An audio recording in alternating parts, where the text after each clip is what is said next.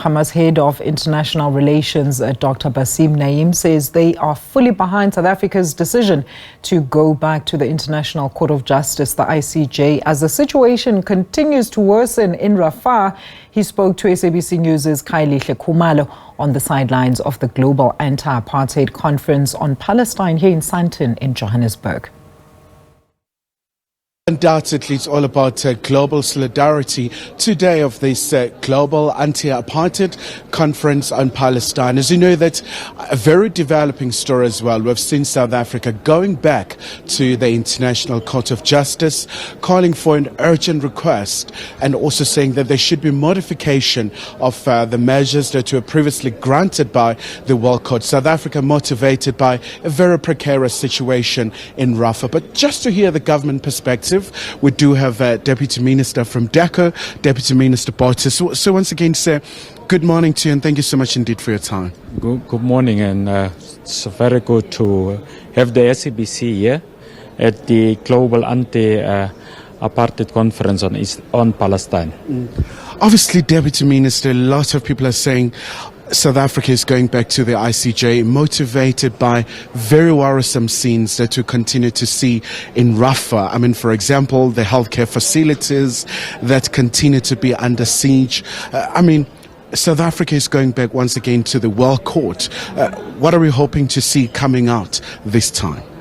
Our prayers to the International Court of Justice, the ICJ, is in conforming to our earlier request that there should be an intervention by the ICJ in relation to the incremental not only genocide that are being conducted, but clearly the action is irreconcilable with world social justice and with human rights. Rafah is the only area that is today, expanded refugee camp, given the more than 55,000 Palestine women and children that have been killed in Gaza.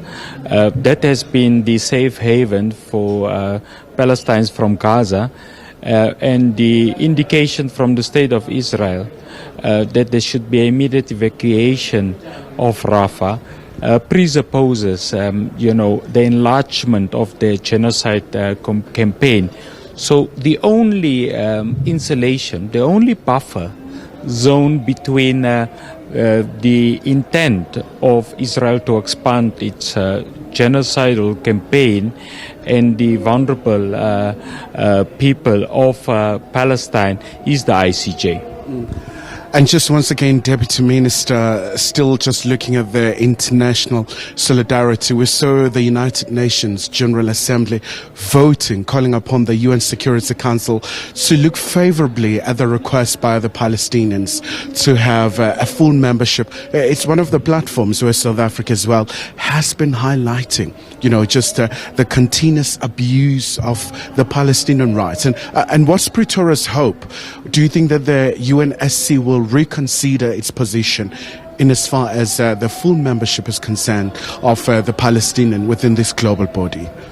Well, this is unprecedented and quite welcoming. The decision of UNGA through its absolute majority. We're speaking here about more than 70% of the UN 193 member states that have voted overwhelmingly for Palestine statehood to be recommended by the UNSC. You would also recall that last month the US exercised its veto because there's two key requirements for membership to the UN.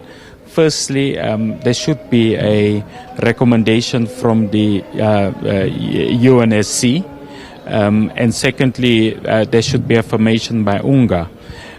We have one element that has been positive, the overwhelming expression of solidarity with the Palestinian people from UNGA, and I think it has now recommended unequivocally for the UNSC to reconsider its original decision, and by implication, UNGA is encouraging the United States of America to actually reconsider the utilization of its unfortunate decision last month to exercise a veto on the Palestine statehood.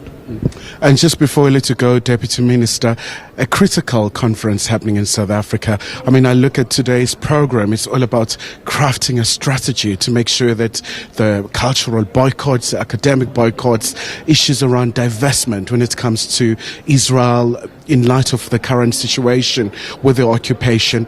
I would imagine that South Africa is very optimistic about the eventual declaration that will come out here. We are. This is the first global anti-apartheid conference on Palestine. More importantly, it is convened under the stewardship of the international civil society organizations, under stewardship of Reverend Frank Shikani.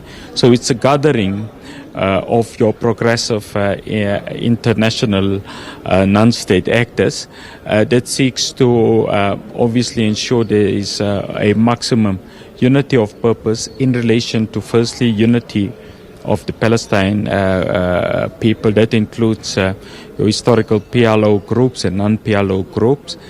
Secondly, it's obviously to ensure that strategies and action plans are being devised to actually bring the Israeli state to its knees in relation to its genocidal conduct against the vulnerable people of Palestine. We do subscribe as South Africa to the two-state solution. We do recognize the UN 181 resolution that demands actually a two-state solution where you have a independent, viable Palestine state that should coexist next to an independent, viable state of Israel. And that is obviously important for us as the delegates at this global anti-apartheid conference on Palestine, to look at the methodologies to halt the genocide, to look at the methodologies to bring the apartheid regime to its knees in relation to its responsibility to the two-state solution.